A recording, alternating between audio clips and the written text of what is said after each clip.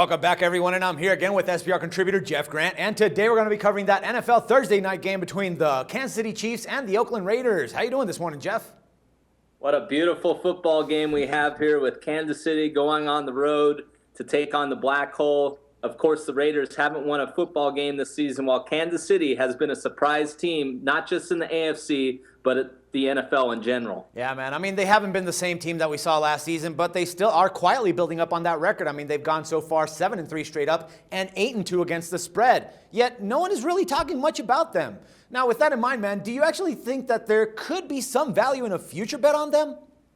You have to think that way because you look at Kansas City. Last year, they were bounced out of the playoffs against the Indianapolis Colts on the road. They blew a huge lead in that game. And they also, if they get home field advantage, you don't want to go to Arrowhead Stadium, especially with cold weather.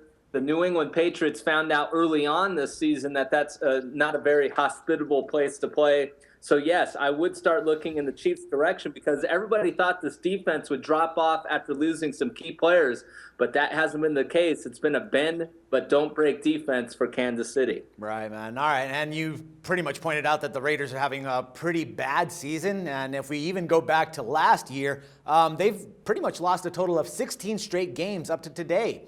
Now, after this game, they will be traveling to St. Louis, which theoretically should be a good matchup for them. But then they have the Niners, Kansas City again, the Bills, and then they close out their season at Mile High against Peyton. With all that in mind, do you think that they could actually go 0-16 this season, man? There's a prop bet that's starting to shift in that direction.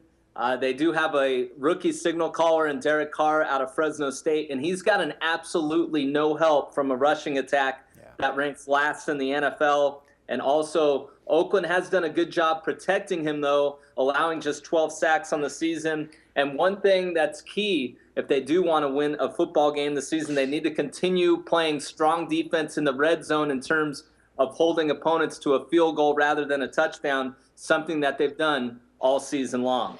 All righty, brother. So what are we going to see here? A bet on KC or maybe a total play? I'm going to go with the total bet here. I think Kansas City is going to get after Carr and pressure him in a short turnaround situation. I mentioned the Raiders' offensive line has been great, but now they're going against the third best team in the NFL in terms of sacks. This defensive line has been known to get after opposing quarterbacks under second-year head coach Andy Reid.